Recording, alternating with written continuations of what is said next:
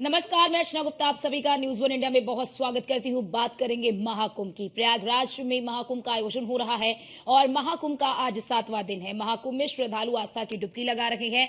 अब तक 7 करोड़ से अधिक श्रद्धालुओं ने आस्था की डुबकी लगाई है। 29 जनवरी को मौनी अमावस्या का अमृत स्नान है।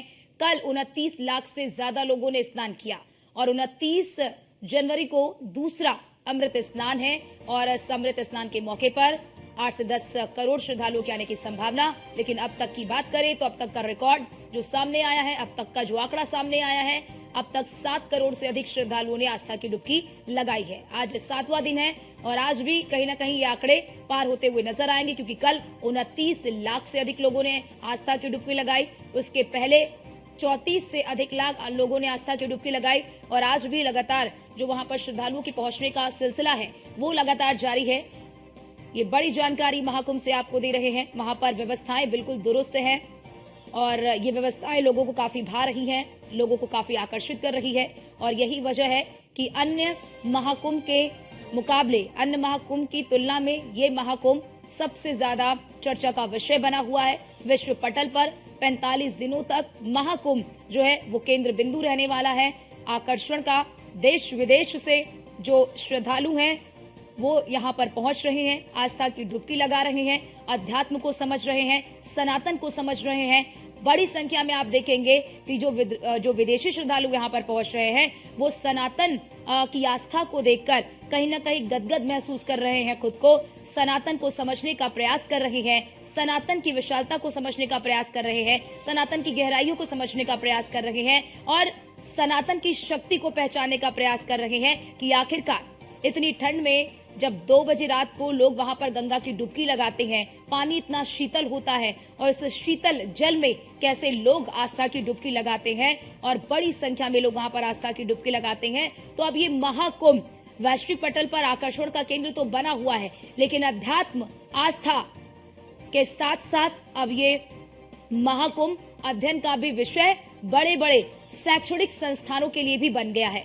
तो ये है महाकुंभ की दिव्यता, ये है महाकुंभ की भव्यता और ये है महाकुंभ की अलौकिकता, जिस अलौकिकता को अब जो विदेशी लोग हैं, जो विदेशी श्रद्धालु हैं वो समझना चाह रहे हैं और जो विदेशी श्रद्धालु यहाँ पर आ रहे हैं इस अलौकिकता को देखकर कहीं ना कहीं इसमें विलीन हो जा रहे हैं, कहीं ना कहीं अपने आप को अभिभूत महसूस कर रहे हैं। इस पावन धरा पर पहुंचकर अपने आप को सौभाग्यशाली मान रहे हैं। इस महाकुंभ में शामिल होकर खुद को सौभाग्यशाली मान रहे हैं। इस महाकुंभ का हिस्सा बनकर वो खुद को सौभाग्यशाली मान रहे हैं, क्योंकि ये मोक्ष का अंतिम द्वार माना जाता है और हर कोई इस मोक्ष के अंतिम द्वार में प्रवेश करना चाहता है। और यही वजह है कि आप देखेंगे इस महाकुंभ में न जाति का कोई भेद है, न कोई धर्म का कोई भेद है।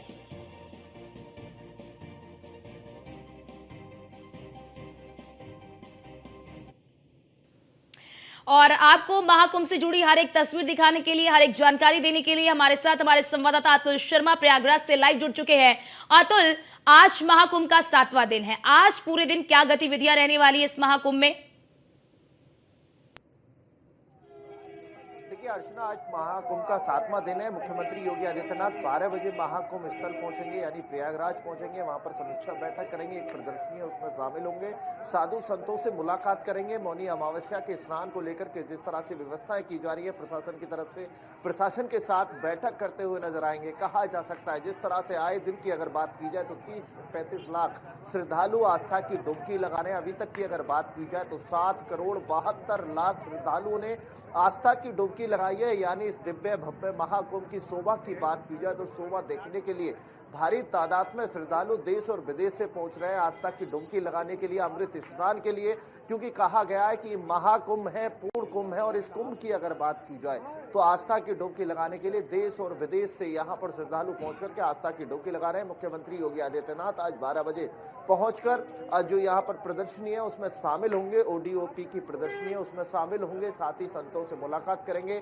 संतों के साथ विचार विमर्श करने के बाद मुख्यमंत्री योगी आदित्यनाथ सेना के जवान यानी अगर बात की जाए सुरक्षा कर्मियों के साथ बैठक करते हुए नजर आएंगे। मेला प्रभारियों के साथ, प्राधिकरण के अधिकारियों के साथ बैठक करते हुए नजर आएंगे, क्योंकि मौनी अमावस्या को लेकर के क्या व्यवस्था है, प्रशासन किस तरह से तैयारियां में है, उसके दिशा निर्देश भी देते हुए नजर आएंगे। कहा जा सकता है कि लगातार मुख्यमंत्री योगी आदित्यनाथ मेला क्षेत्र का भ्रमण कर रहे हैं, निरीक्षण कर रहे हैं, पल पल की अपडेट ले रहे हैं, किस तरह से मेला में व्यवस्थाएं हैं, लगातार दिशा निर्देश देते हुए नजर आ रहे हैं। यानी कहा जा सकता है कि मुख्यमंत्री योगी आदित्यनाथ ने महाकुंभ मेला की कमान अपने हाथों में संभाल रखी है। लगातार अगर बात की जाए तो मुख्यमंत्री योगी आदित्यनाथ पहुंच करके पल पल की अपडेट लेते हैं और उसके बाद दिशा निर्देश देते हुए नजर आते हैं। साधु संतों के साथ बैठक करने के बाद जिस तरह की समस्याएं होती है उनके निदान के लिए साफ बिल्कुल। और जरा ये भी बताइए अतुल, बिल्कुल बिल्कुल, आज मुख्यमंत्री योगी आदित्यनाथ का ये दौरा तो है ही, लेकिन अतुल जरा इसके साथ ये भी जानकारी दीजिए, क्योंकि कल हमने देखा कि रक्षा मंत्री राजनाथ सिंह पहुंचे थे,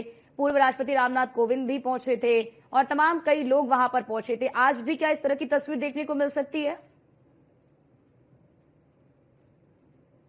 देखिए बिल्कुल अर्चना, अगर कल की बात की जाए तो रक्षा मंत्री राजनाथ सिंह और पूर्व राष्ट्रपति भी पहुंचे थे। उसके साथ साथ देर रात की अगर बात की जाए तो राजस्थान के सीएम भजन लाल शर्मा भी पहुंचे हैं। वो आज आस्था की डुबकी लगाएंगे। मुख्यमंत्री योगी आदित्यनाथ पहुंचेंगे और लगातार अगर बात की जाए तो देश के बड़े से बड़े दिग्गज नेता आस्था की डुबकी लगाने के लिए महाकुंभ पहुंच रहे हैं। कहा जा सकता है कि आम जनता के साथ साथ अगर बात की जाए तो राजनेता हो, बड़े राजनेता हो, सभी आस्था की डुबकी लगाने के लिए, देखिए संगम में नहाना, गंगा में नहाना, गंगा सबकी मैया कही जाती है, गंगा को माँ कहते हैं और इसीलिए अगर बात की जाए तो कोई भी यहाँ पर बड़ा और छोटा नहीं होता है। हर कोई पहुंच करके आस्था की डुबकी लगाने के लिए इस वक्त लालायित है। महाकुंभ के महापर्व की बात की जाए तो इस महापर्व में बढ़ चढ़ के हिस्सा हर कोई लेना चाहता है और साथ ही अमृत स्नान का फल पाना चाहता है, क्योंकि मोक्ष की प्राप्ति के लिए जिस तरह से यहाँ पर साधु संत तपस्या करते हैं और तपस्या के बाद महाकुंभ का जो योग बनता है वो 12वीं बार है। यानी अभी तक पूर्ण कुंभ 11 हो चुके हैं और ये महाकुंभ, और इस महाकुंभ की अगर बात की जाए तो 144 साल बाद